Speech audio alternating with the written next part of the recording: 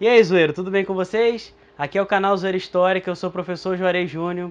Hoje é a nossa segunda parte da aula sobre escravidão no Brasil. Se você ainda não viu a primeira parte, dá um pausezinho nesse vídeo aqui, vai lá e depois você volta aqui para ver a continuidade da nossa aula. Solta a batida aí com o pai. Tchum, tchá, tchá, tchicu, tchá, tchicu, tchum.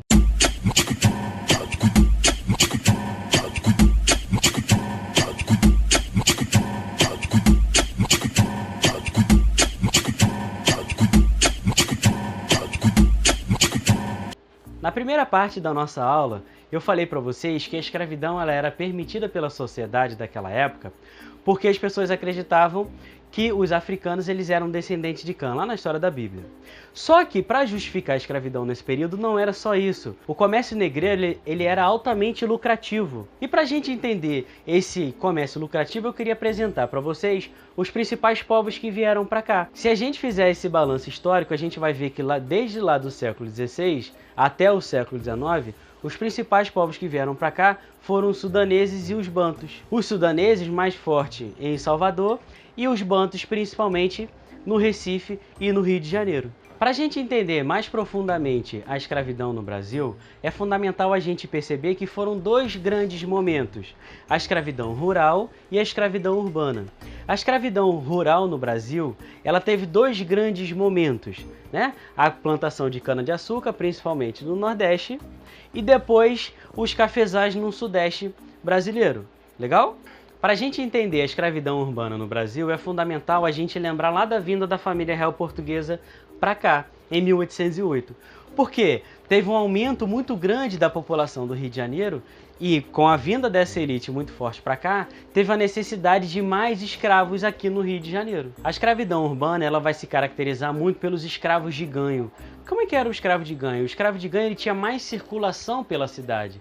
O escravo ele não tinha tanta vigilância do senhor, ou melhor, a vigilância não era tão de perto. Ele poderia ter mais circulação. Ele tinha uma quantidade de coisas para vender, por exemplo, as mulheres poderiam vender doces, mas ela tinha que no final do dia prestar contas aos senhores. Algumas até prestavam contas durante a semana, mas a maioria tinha que prestar essa conta diariamente. Aproveitar aqui para beber uma aguinha aqui, ó, presente do meu aluno Felipe Chavão. Dentro dessa lógica da escravidão urbana, alguns senhores tinham um acordo com esses escravos. Esses escravos de ganho, por exemplo, parte do que eles vendiam poderiam ir para eles. Então, com essa possibilidade, muitos escravos urbanos, eles conseguiram comprar a alforria. Ou seja, a alforria, para quem não sabe, é a carta que dava liberdade a esse escravo. Um dos grandes jesuítas que vieram para o Brasil e que deixaram relatos históricos sobre como funcionava o Brasil nesse período foi o Antonil.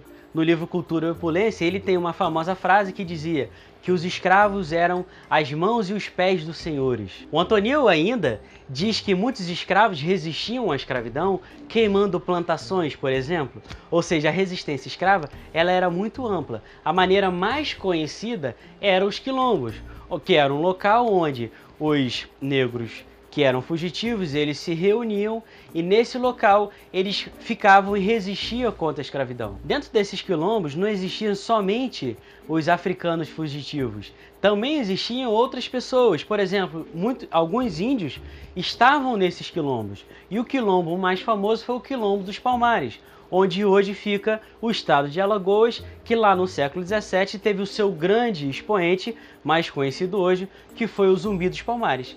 Tanto que atualmente tem o Dia da Consciência Negra, também é o feriado de Zumbi dos Palmares, aqui no Rio de Janeiro, por exemplo, no dia 20 de novembro. Salvador e Pernambuco foram os locais que mais receberam escravos ao longo dos séculos XVI, XVII e XVIII. A partir do século XIX, esse cenário vai mudar. Vai mudar principalmente depois de 1850, com a Lei Eusébio de Queiroz. Por quê? O tráfico negreiro vai ser proibido e o Sudeste brasileiro, principalmente com a região do Oeste Paulista e o Vale do Paraíba no Rio de Janeiro, esses locais eram mais ricos do que o Nordeste brasileiro. Esses escravos eles vão deixar de ir para o Nordeste e vão começar a vir para cá. Mas ué, Juarez, o tráfico negreiro não tinha sido encerrado? Tinha sido encerrado sim, mas começou a acontecer o tráfico interno.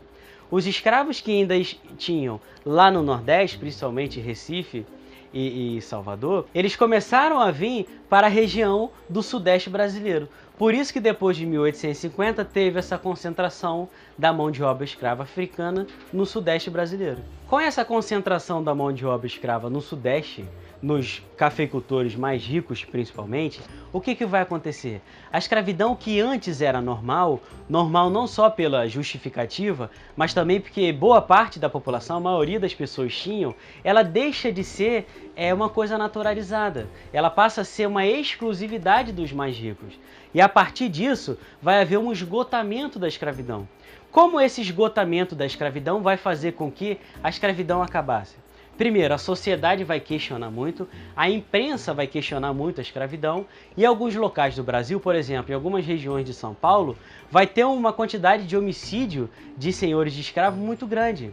E várias pessoas vão esconder esses escravos que assassinavam os senhores. Isso demonstra o quê? Que vai ter um esgotamento da escravidão e um questionamento muito grande para esse sistema. Tô ficando bom nisso, fiado. A nossa próxima aula vai ser sobre Era Vargas no Brasil. A gente vai de 1930 a 1945. A gente vai falar sobre o presidente mais marcante da nossa história, o presidente que fez uma transformação muito grande na história do nosso país. Até a próxima. Responda aqui no comentário, menino. Se você é menino ou menino. Se inscreve aí no canal, menino. Deixa o seu joinha, menino. Deixa aqui porque fazer vídeo dá muito trabalho, menino. Passa lá no Facebook, menino. No Twitter, Instagram e nosso Snapchat. Menino, vai gostar muito da nossa zoeira. Abraço, tchau, menino.